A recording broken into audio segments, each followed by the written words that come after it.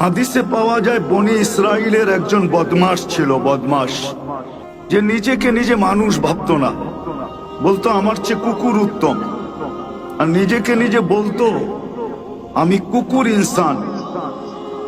কেননা তার কর্ম এরকম ছিল যে প্রতিদিন সে ব্যভিচারের পিছনে, জিনার পিছনে বর্তমান টাকায় 50 থেকে 60 লক্ষ টাকা খরচ করত।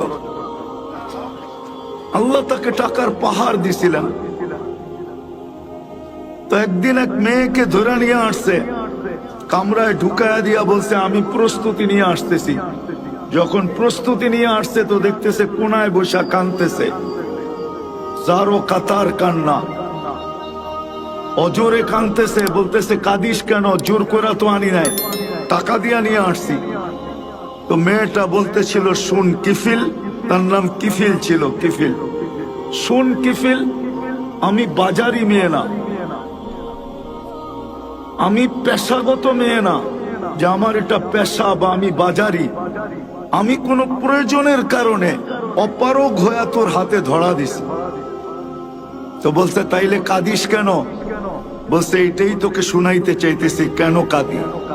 বলতেছে কাঁদতেছি এই জন্য যে আমার এই চেহারাটা যিনি তৈরি করছেন, যার কাছে আমি একদিন অবশ্যই ফিরে যাব, ওই আল্লাহকে কালকে এই চেহারাটা কি করে দেখাবো? মনে হয় বুঝাইতে পারি না আপনাদের। বলতে দেরি, কিফিলের দিল ফেরা যেতে দেরি হয় না। সে বলছে তুই একদিনের কারণে এতটুকু কাঁদতেছিস, আর এটা তো আমার অভ্যাস, তো আমার কি হবে? তার দিল ফেরা গেছে। সে টাকার থলি হাতে উঠায় দিয়া বলছে বোন, তোর গায়ে আমি হাত দিব না, কিন্তু একটা অনুরোধ করব, আমি তওবা করলাম, তুই চোখের পানি দিয়ে আল্লাহকে একটু বইলা দে। রব্বে কাবার কসম, ওই রাত্রেই কিফিলের মৌত হয়েছে। সকালবেলা দরজায় সোনালী অক্ষরে লেখা উঠছে কদ গফার আল্লাহু লিকিফলিন, আল্লাহ কিফিলকে মাফ করে দিয়েছেন।